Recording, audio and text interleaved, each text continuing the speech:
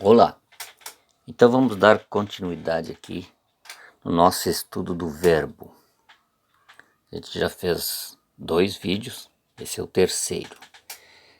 Olhando aí o quadro inicial, nós vimos sobre a semântica e agora vamos estudar o verbo quanto à morfologia. Então vamos ver o estudo do verbo quanto à morfologia, que são os regulares, que é onde a conjugação não altera o radical, os irregulares, que modificam o radical e terminações nas conjugações, os anômalos, onde o radical diferente em cada conjugação, quer dizer, o radical fica diferente, muda o radical.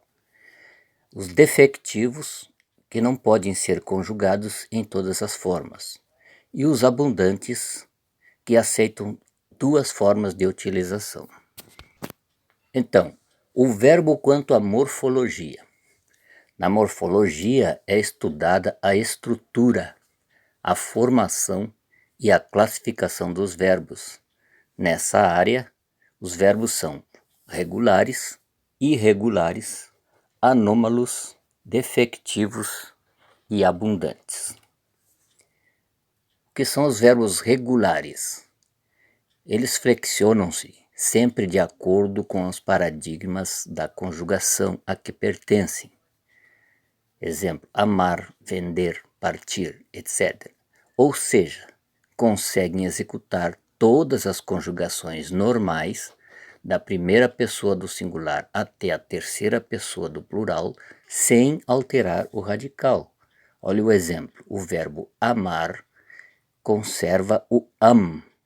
No presente do indicativo nós temos eu amo, tu amas, ele ama. Nós amamos, vós amais, eles amam. Observação, olha aqui, nós temos aqui os outros tempos, né, do modo indicativo. Observação, esse padrão é mantido nos outros modos e tempos, tá?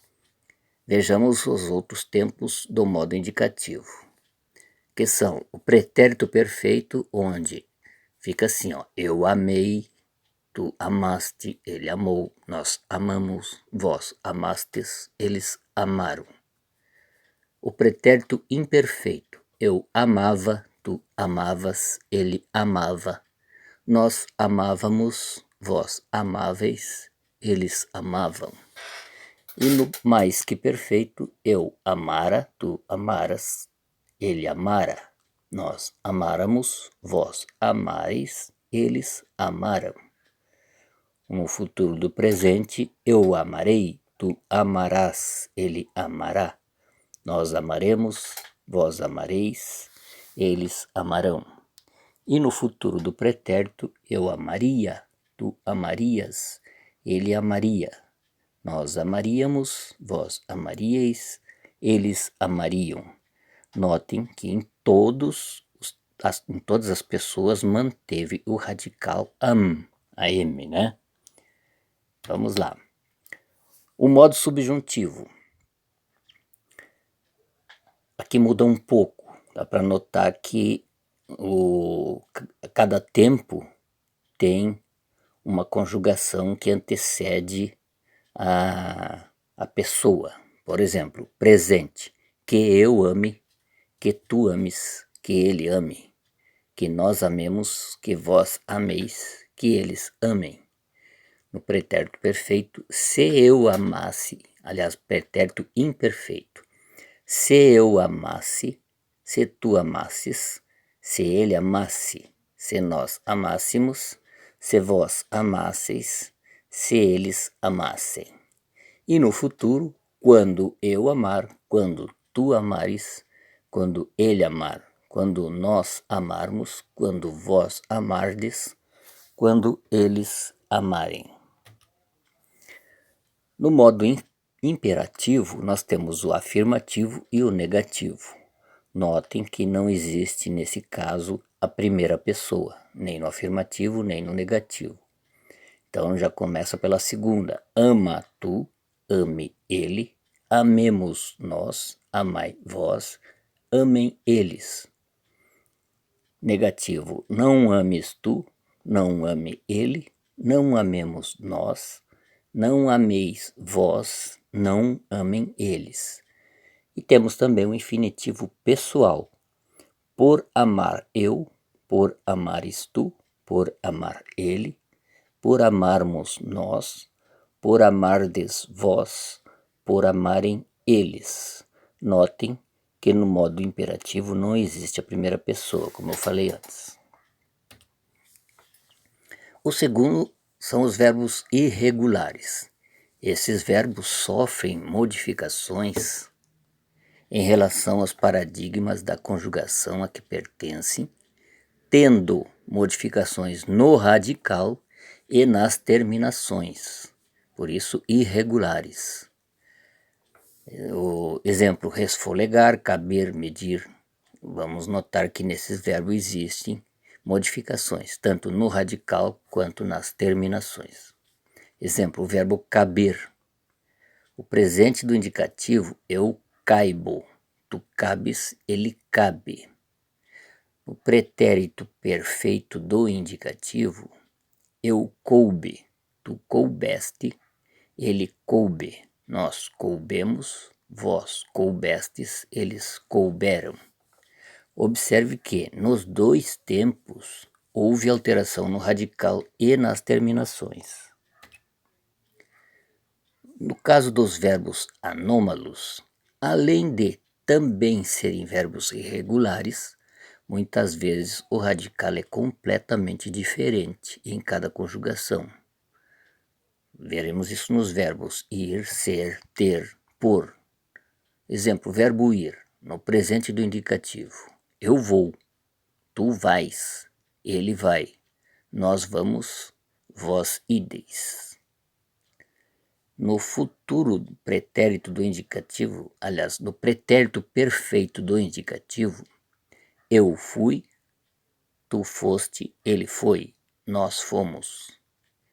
E no pretérito imperfeito do indicativo, eu ia, tu ias, ele ia, nós íamos.